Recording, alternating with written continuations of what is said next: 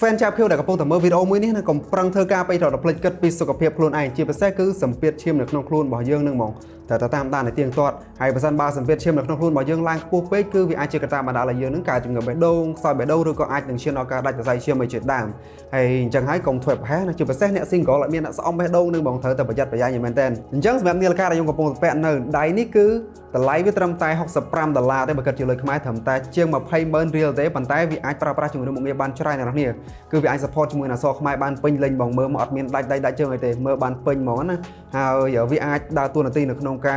រវាស់សម្ពាធឈាមនៅក្នុងខ្លួនរបស់យើងបានហើយវាអាចកាន់ថ្មបានយូរជាមួយនឹងការប្រើប្រាស់ទៅលើមុខងារផ្សេងជាច្រើនទៀតនៅក្នុងហ្នឹងហើយនេះគឺឈ្មោះថា Venus Watch S1 Pro អូខេចឹងតោះចូលមើលជាមួយយើងអស់គ្ន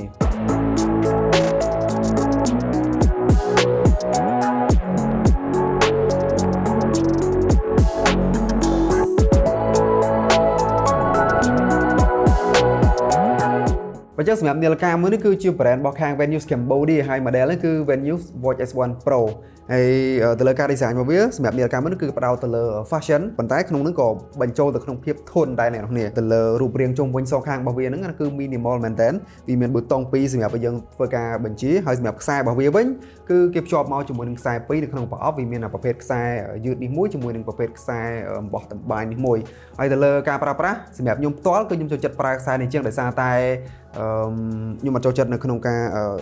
រដោតទៅលើខ្សែតាមប្រព័ន្ធនេះទេហើយណាមួយពេលដែលយើងធ្វើការវាស់ឈាមវាស់សម្ពាធឈាមអីចឹងទៅគឺវាត្រូវការឲ្យយើងនឹងដាក់ខ្សែរឹតហឹបខ្លាំងអញ្ចឹងហើយដោយសារតែនេះវាត្រូវញុកចូលខាងក្រោមនេះបើសិនជាវាលងទៅក៏វាមិនអីដែរប៉ុន្តែគាត់ថា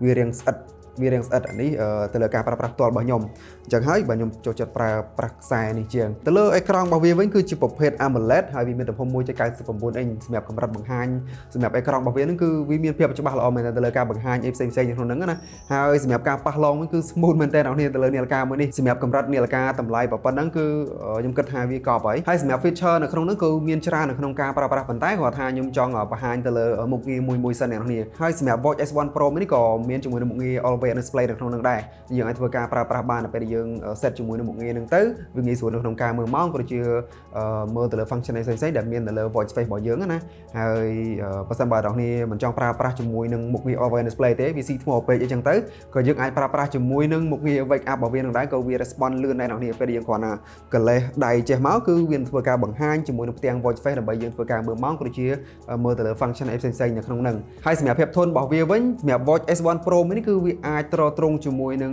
គេហៅថា water resistant ដល់ទៅកម្រិត 5 ATM បានន័យថាចេះគឺអានេះអាចដាក់នៅក្នុងជម្រៅទឹករហូតដល់ទៅ50ម៉ែត្រអានេះ 5 ATM នេះខ្ញុំប្រាប់អ្នកនាងតិចបើសិនជា1 ATM បានន័យថា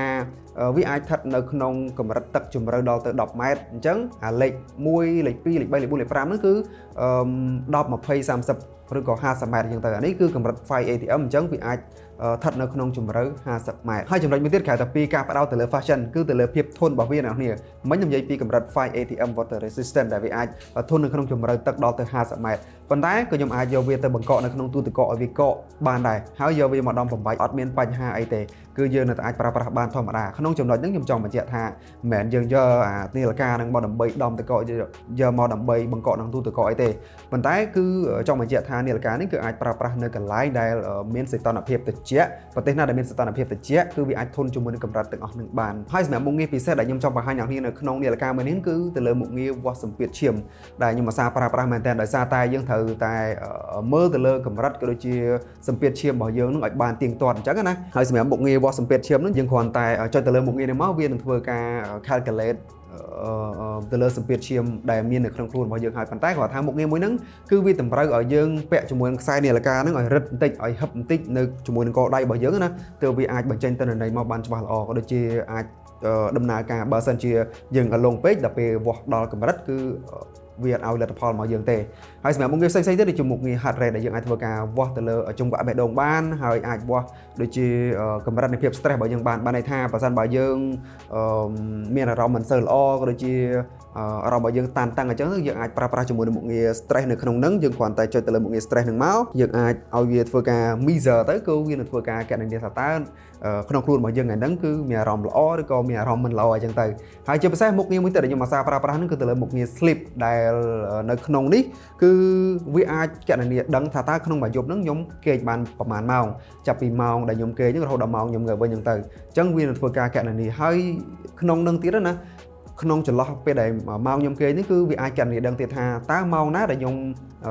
គេងលក់ស្កប់ស្កល់គេងបានលក់ល្អឬក៏ម៉ោងណាដែលខ្ញុំភ្ញាក់គេភ្ញាក់អីចឹងទៅហើយក្នុងហ្នឹងគឺវាអាចដឹងក៏ដូចជាអាចបញ្ជាក់ទាំងម៉ោងទៀតឧទាហរណ៍ថាខ្ញុំដេកបាន8ម៉ោងចឹងទៅក្នុង8ម៉ោងហ្នឹង